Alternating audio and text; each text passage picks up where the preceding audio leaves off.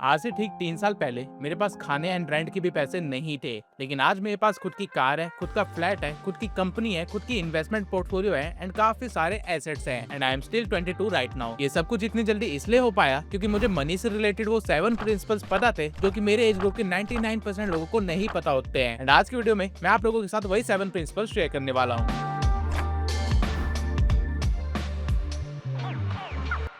Making money is way easier than saving money. ये line दुनिया में बहुत ही कम लोग समझते हैं। आज की इकोनॉमी में आप जितना मर्जी सेविंग या बजटिंग करने की कोशिश कर लो, आप नहीं कर पाओगे। द रीजन इज ये इकोनॉमी इस तरह से डिजाइन ही नहीं की गई है। इसलिए अगर आपको अमीर बनना है तो जो सबसे पहला प्रिंसिपल आपको समझना होगा वो ये है कि पैसा बचाने में जितनी मेहनत लगती है उससे काफी कम मेहनत में आप ज्यादा पैसा बना सकते हो। जब आप सेविंग मनी माइंडसेट के साथ वर्क करते हो तो आप खुद को स्कार्सिटी माइंडसेट का विक्टिम बना लेते हो। आपकी पूरी एनर्जी इस चीज में इन्वेस्ट होती है कि क्या करने पे मैं पैसा बचा सकता हूँ, बजाय इस चीज पे ध्यान देने के कि क्या करके मैं और पैसा कमा सकता हूँ। पूरी दुनिया में जो मिडिल क्लास सेगमेंट एग्जिस्ट करती है वो इसी स्कार्सिटी माइंडसेट के साथ ऑपरेट करते हैं। हर महीने वो एक certain amount of income generate करते हैं एंड देन पूरे महीने बस उस इनकम को बचाने की कोशिश करते रहते हैं। और यही रीजन है कि वो लोग अपनी लाइफस्टाइल को डाउनग्रेड करते हैं, अपनी नेसेसिटीज पे भी पैसा खर्च नहीं करते हैं, हर महीने बजटिंग करते हैं, 24 घंटे स्ट्रेस में रहते हैं एंड उसके बाद भी कभी वेल्दी नहीं बन पाते हैं। मैं सिर्फ 18 का था जब मुझे ये बात समझ आ गई थी कि मेरे पास जो पैसे हैं वो बहुत ही कम है मेरे मंथली एक्सपेंडिचर के लिए। तो बजाय अपनी सेविंग के ऊपर काम करने के या बजटिंग करने के या फिर अपनी लाइफस्टाइल को डाउनग्रेड करने के, जो चीज मैंने करी थी वो था ज्यादा इनकम पे फोकस करना। इवन एक लाइन मुझे आज भी याद है जो कि मैंने अपने रूममेट को बोली थी, खर्चे कम क्यों करे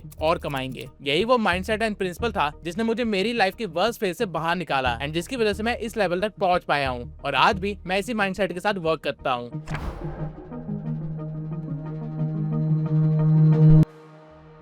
राइट नाउ सोशल मीडिया पे आपको हजारों इन्फ्लुएंसर्स मिल जाएंगे जो कि आपको सिखा रहे हैं कि इतने पैसे मंथली लगाओ and with in few years you would be rich. But stop for a minute and think. अभी आपको जो ज्ञान दे रहे हैं कि 3000 या 5000 की एसआईपी करते रहो 30-40 साल तक एंड देन आपके पास करोड़ों होंगे, क्या उन्होंने 30-40 साल पहले शुरू किया था? क्या उन्होंने 3000-5000 लगाए थे? The answer is very simple, no. इकलौता इंसान जिसने इन्वेस्टिंग करके पैसे बनाए हैं वो है वॉरेन बफेट, जिन्होंने अपनी नेटवर्थ का 99% से ज्यादा हिस्सा 65 की एज के बाद कमाया है। अगर तुम इंडिया में हो तो इस उम्र तक तुम्हारा एक पैर कब्र में होगा। इन्वेस्टिंग से कोई भी अमीर नहीं बनता है। इन्वेस्टिंग बस एक फेक होप है मिडिल क्लास सेगमेंट के लिए, क्योंकि ये चीज अमीरों के लिए बनी थी, ना कि पुअर या मिडिल क्लास सेगमेंट के लिए जिनके बैंक अकाउंट में अपने सर्वाइवल के लिए भी पैसे नहीं है। Let me explain. एक 14 साल का बच्चा जो कि हर महीने 2000 की एसआईपी करता है एंड हर साल अमाउंट को 1000 से इंक्रीज भी करता है, 30 की उम्र तक 12% मार्केट रिटर्न के साथ भी वो सिर्फ 41 लाख ही कमाएगा। वहीं जिसने 25 की एज में इन्वेस्टिंग स्टार्ट करी होगी लेकिन 1 लाख पर मंथ इन्वेस्ट कर रहा होगा, वो 30 की उम्र तक 82 लाख कमा चुका होगा। 11 साल बाद शुरू करने की भी वो बंदा तुमसे आगे ही होगा। The reason is investing is a game of capital. ये चीज मैं 19 की एज में ही सीख ली थी जब मैं स्टॉक ट्रेडिंग का कोर्स कर रहा था एंड यही रीजन है कि 17 की एज से अर्निंग करने के बावजूद मैंने अपनी पहले इन्वेस्टमेंट 21 की उम्र में करी थी, जो कि पिछले साल थी। कंपाउंडिंग दुनिया का 8 वंडर है, नो डाउट, बट कंपाउंडिंग सिर्फ उस चीज को मल्टीप्लाई करता है जो तुम्हारे पास है। अगर तुम्हारे पास 1000 है तो 1000 ही मल्टीप्लाई होंगे, अगर मेरे पास करोड़ है तो करोड़ ही मल्टीप्लाई होंगे। तुम्हारे जल्दी इन्वेस्टिंग स्टार्ट कर देने से ये फैक्ट या नंबर्स चेंज नहीं होंगे। अगर तुम्हारे पास लाख से नीचे कुछ भी कैपिटल है तो एकलौता वे उसे इन्वेस्ट करने का है खुद के स्किल सेट और नॉलेज पर, क्योंकि अगर तुम वो नहीं करोगे तो तुम्हारी इनकम इतनी कभी भी नहीं हो पाएगी कि तुम इन्वेस्टिंग स्टार्ट कर सको। एंड अगर तुम्हारी इनकम उतनी नहीं हो रही है, दैट सिंपली मींस आपने मनी के प्रिंसिपल 1 को ब्रेक किया है। एंड इवन इनकम ज्यादा हो जाने के बाद भी कोई भी वेल्दी या समझदार इंसान कभी भी इन्वेस्टिंग स्टार्ट नहीं करता है। उससे भी पहले हर इंसान अपना एक इमरजेंसी फंड तैयार करता है जो कि उसके 6 से 12 मंथ की नेसेसिटीज को कवर कर सके। उस अमाउंट को साइड करने के बाद ही हर कोई इन्वेस्टिंग स्टार्ट करता है। और यही मेरे ट्रेडिंग कोर्स का दूसरा लेसन भी था, invest only but you have extra. तुम एक्स्ट्रा कमा ही नहीं रहे हो तो इन्वेस्टिंग की तरफ देखो भी मत, खुद की नॉलेज पे इन्वेस्ट करो।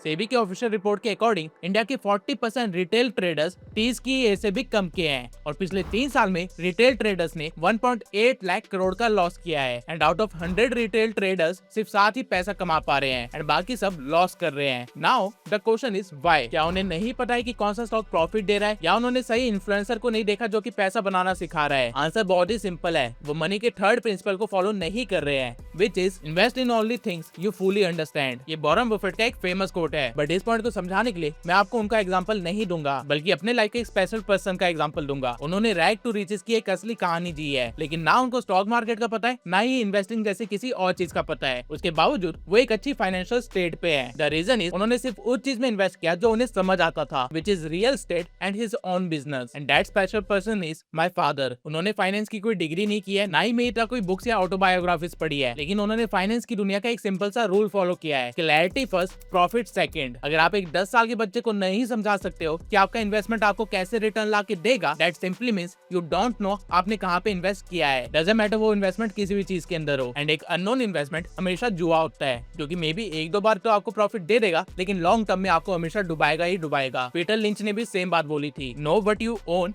And know why you own it. सिर्फ तभी आपकी इन्वेस्टमेंट एक लॉजिकल इन्वेस्टमेंट है, अदरवाइज वो सिर्फ एक इमोशनल बाय है जो कि आपने मार्केट प्रेशर में आके या फिर फोमो में आके ले लिया है।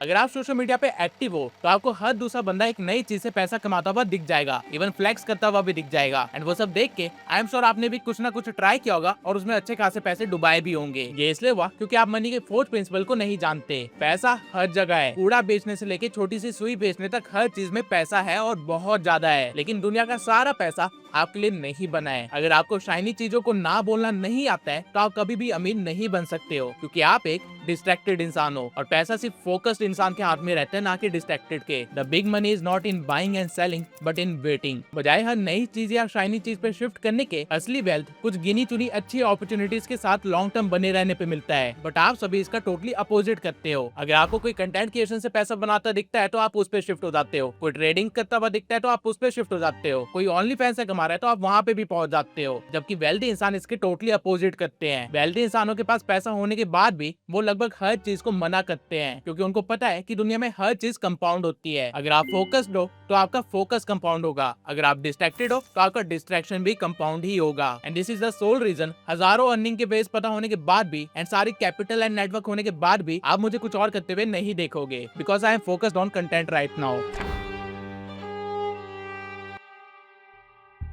अगर आप अपने लेट टीन्स में हो या फिर अर्ली 20s में हो एंड आपके पास एक स्टेबल इनकम है, तो अभी के टाइम पे आपका सबसे बड़ा दुश्मन आप खुद हो, क्योंकि जब आपके पॉकेट में पैसा होता है तो आप खुद से नेगोशिएशन स्टार्ट कर देते हो। सिर्फ 500 रुपए की बात है, लाइफ एक बार मिलती है, एक ही तो ट्रिप है, चला जाता हूँ क्लब 2000 ही तो लगेंगे, एंड सो ऑन। आपकी प्रॉब्लम पॉवर्टी नहीं है, बल्कि आपकी प्रॉब्लम एसेसिबिलिटी है। आपके लिए आपके पैसों को एक्सेस करना जितना इजी होगा, आप उतने ही गलत फाइनेंशियल डिसीजन लोगे। एंड ये कोई फाइनेंशियल एजुकेशन या ईगो का मैटर नहीं है, बल्कि ये ह्यूमन बिहेवियर है। यही रीजन है कि यूपीआई से पैसे खर्च करते टाइम आपको कुछ फील नहीं होता है, लेकिन जब आप कैश यूज करते हो तो आपको लगता है कि आपने ज्यादा खर्च कर दिए हैं। एंड इसलिए वेल्दी लोग एक प्रिंसिपल को फॉलो करते हैं जिससे वो ये गलती ना करे, दे डिसओन देयर ओन मनी। अमीर इंसान कभी भी पैसे अपने पास नहीं रखता है, वो अपने पैसों को ऐसे एसेट्स में फंसा के रखता है जहाँ से उसे निकालना मुश्किल हो। For example real estate, debt funds, gold या startup investment and so on. अगर आपके पैसे आपके पास है तो ना आप में काम करने की मोटिवेशन बचेगी और ना ही लॉजिकली सोचने की कैपेबिलिटी। लेकिन जब आपके पैसे आपके पास नहीं है, तब आप ठीक उसी तरह वर्क करोगे जैसे कि आप ब्रोक हो, एंड आपके हर डिसीजन लॉजिकल होंगे। ये ट्रिक रॉबर्ट कियोसाकी ने अपनी famous book rich dad poor dad में सिखा रखी है कि जब भी आपकी इनकम आती है तो उस इनकम को पहले इन्वेस्टिंग के लिए यूज करो, खुद की नॉलेज में या एसेट्स में या किसी और चीज में, एंड देन जो पैसे बचे हैं उससे अपने बिल्स भरो एंड बाकी की लाइफस्टाइल जियो। दुनिया के 99% लोग इसका टोटली अपोजिट करते हैं, एंड यही रीजन है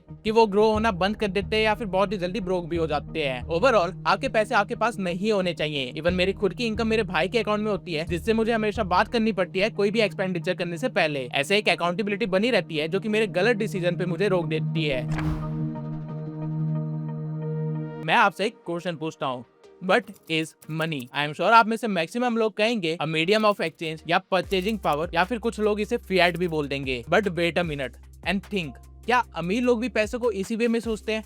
क्या वेल्दी लोग भी पैसों को इसी वे में देखते हैं? बिल्कुल भी नहीं। एंड यही डिफरेंस है एक हाई इनकम इंडिविजुअल में एंड एक सक्सेसफुल वेल्दी इंसान में। पैसा वो चीज नहीं है जो आप इसे सोचते हो। आपके पास 50 करोड़ होने के बाद भी आप वेल्दी नहीं होगे। आप हाई इनकम इंडिविजुअल जरूर होगे बट वेल्दी नहीं होगे। दोनों में काफी डिफरेंस है। वेल्दी इंसान जानता है कि वो अपने पैसे को कैसे बचा सकता है, कैसे बना सकता है, कैसे नेक्स्ट जनरेशन को दे सकता है एंड कैसे इसे घुमा भी सकता है। लेकिन एक हाई इनकम इंडिविजुअल को ये चीजें नहीं पता होती है। इसलिए lawyers, doctors, software engineers high package income के बाद भी पे चेक टू पे चेक ही जीतते हैं। पैसा कभी भी आपका फाइनल गोल नहीं हो सकता है। अगर है तो आप कभी भी वेल्दी नहीं बनोगे, क्योंकि आप अभी तक उस माइंडसेट तक ही नहीं पहुंचे हो। पैसा सिर्फ एक लेवरेज है। Let me explain. Right now Saudi ने फॉरेनर्स को अपने देश में रियल एस्टेट लेना अलाउ कर दिया है। ये रियल एस्टेट की वैल्यू आने वाले 5 साल के अंदर काफी ज्यादा बढ़ेगी भी। ये बात आपको भी पता है, मुझे भी पता है और किसी और वेल्दी इंसान को भी पता है। लेकिन वो वेल्दी इंसान सऊदी में लैंड परचेज करके पूरी की पूरी सोसाइटी बना सकता है। मैं मुश्किल से वहाँ पे एक फ्लैट ले सकता हूँ, लेकिन आप लोग कुछ भी नहीं कर सकते हो। सेम इन्फॉर्मेशन हम तीनों के पास होने के बावजूद हर कोई इससे डिफरेंट प्रॉफिट जनरेट कर रहा है। The reason is leverage. जिसके पास ज्यादा पैसा है उसके पास ज्यादा चीजों को करने की लेवरेज है, ज्यादा रूल्स ब्रेक करने की लेवरेज है, खुद को सिक्योर करने की लेवरेज है। आज अगर इंडिया के अंदर सिविल वॉर होती है तो 99% पॉपुलेशन यहीं पे लड़के खत्म हो जाएगी, लेकिन 1% पॉपुलेशन जो कि वेल्दी है, जिसने किसी और देश में भी अपना बिजनेस एस्टेब्लिश कर रखा है, रियल एस्टेट ले रखा है, वो बच जाएंगे because they have the leverage that is given by money. Money reality में बहुत ही अलग वे में वर्क करता है एंड एक बहुत ही अलग कॉन्सेप्ट है उसके कंपेरेटिवली जो कि हमें सिखाया जाता है या फिर हमने अपने आसपास की नॉर्मल लाइफ में देखा है। एंड ये क्या है, क्यों है, ये सब नॉलेज आपको खुद गेन करनी पड़ेगी, क्योंकि जब तक आप ये खुद नहीं करोगे आपको रियलाइज नहीं होगा कि आप कितने बड़े मैट्रिक्स में जी रहे हो। कुछ टाइम पहले ही मुझे घर की सफाई करते हुए मेरी ये नोटबुक मिली थी जिसमें मैंने एकेडमिक से हट के जो भी सीखा करता था वो सब लिख रखा था। एंड इस नोटबुक की लास्ट पेज पे मैंने ये चीज लिख रखी थी। मैं 17 की एज से पैसों को समझने की कोशिश कर रहा हूँ एंड यही रीजन है कि मैं आप लोगों को इन चीजों के ऊपर गाइड भी कर पाता हूँ। तो अगर आप चाहते हो कि मैं पैसों से रिलेटेड वो सभी इन्फॉर्मेशन दूं जो इतने सालों में मैंने सीखी है, तो कमेंट सेक्शन में एक वीडियो लिख दीजिए। 5000 कमेंट्स होते ही मैं इस टॉपिक को जरूर कवर करूंगा। ओके, सो इस पॉइंट को एक्सप्लेन करने के लिए मैं आपको अपनी एक रिसेंट परचेज के बारे में बताना चाहता हूँ। रिसेंटली मैंने 2 लाख का एक ऑनलाइन कोर्स बाय किया एंड कैन यू गेस ये किस चीज के रिगार्डिंग है? यूट्यूब। यस, मी ट्यूब सेंसाई, जो कि 8 लाख से ज्यादा लोगों को यूट्यूब का ज्ञान देता है। पिछले 5 साल से यही कर रहा है, मल्टीपल चैनल्स ग्रो भी कर चुका है। उसने दोबारा से 2 लाख रुपए दिए यूट्यूब सीखने के लिए। Do you know why? Because I know the 7th principle of money which is opportunity cost is always less than the real loss. अगर मैं आप लोगों को बोलूं कि आप 2000 में मेरा कोई कोर्स बाय करो एंड इससे आपको वो सारी इन्फॉर्मेशन मिल जाएगी जो कि आपको मंथली लाखों कमाने में हेल्प कर सकती है, तो आप में से मैक्सिमम लोग ऐसा नहीं करेंगे, क्योंकि आपको 2000 की वैल्यू ज्यादा लग रही है कंपेयर टू वो लाखों रुपए जो कि आप कमा सकते हो। जबकि दुनिया का हर अमीर इंसान इसका उल्टा करता। यूट्यूब की 99% नॉलेज होने के बावजूद मैं 2 लाख इन्वेस्ट करे उस कोर्स में जिसके अंदर की इन्फॉर्मेशन मुझे पहले से पता है, just to know the thinking pattern of a more successful YouTuber than me. इसे ही बोलते हैं अपॉर्चुनिटी कॉस्ट। दुनिया का हर वेल्दी इंसान ये अपॉर्चुनिटी कॉस्ट पे करने के लिए रेडी होता है, जबकि हर मिडिल क्लास इंसान या पुअर इंसान इससे बचने की कोशिश करता है। और ठीक इसी वजह से अमीर और गरीब के बीच का डिफरेंस एग्जिस्ट करता है। दुनिया किसी के लिए भी अनफेयर नहीं है, सबको लाइफ में टाइम टू टाइम अपॉर्चुनिटी दी जाती है। बस अमीर उस अपॉर्चुनिटी को लेते हैं एंड पुअर क्लास उसे छोड़ते हैं, क्योंकि उस अपॉर्चुनिटी का जो कॉस्ट होता है वो फ्यूचर के हिसाब से तय किया जाता है, ना कि आपकी अभी की कंडीशन के हिसाब से। बहुत ही कम लोगों में ये कैपेबिलिटी एंड मेंटेलिटी होती है कि वो उस अपॉर्चुनिटी को सीज करते हैं एंड देन वो फ्यूचर को अपनी रियलिटी बनाते हैं, जबकि बाकी सारे सिर्फ देखते रहते हैं एंड कंप्लेंट करते हैं कि सही मौका नहीं मिला या फिर ये अपॉर्चुनिटी उनके लिए सही नहीं थी अभी के टाइम पे। आपकी कोई भी अपॉर्चुनिटी लाइफ की आपके अभी की कंडीशन के हिसाब से नहीं आएगी। आपकी सारी अपॉर्चुनिटी आपके फ्यूचर के लिए आएगी एंड उसका प्राइस भी आपको उतना ही पे करना पड़ेगा। नाउ ये थे वेल्थ के वो 7 प्रिंसिपल जो कि आपकी लाइफ को पूरी तरह से चेंज कर सकते हैं। एंड अगर आप चाहते हो कि आप फ्यूचर में और ऐसे रियल और ऑथेंटिक इन्फॉर्मेशन ले सको तो चैनल को सब्सक्राइब करना मत भूलना। एंड अगर आप एक टीनेजर हो जो कि बिजनेस में इंटरेस्टेड है या फिर बिजनेस स्टार्ट करना चाहता है तो make sure to watch this video, क्योंकि इस वीडियो के अंदर मैंने बिजनेस से रिलेटेड वो लेसन शेयर किया है जो कि बिगिनर को पता नहीं होते हैं। मिलते हैं अगली वीडियो में।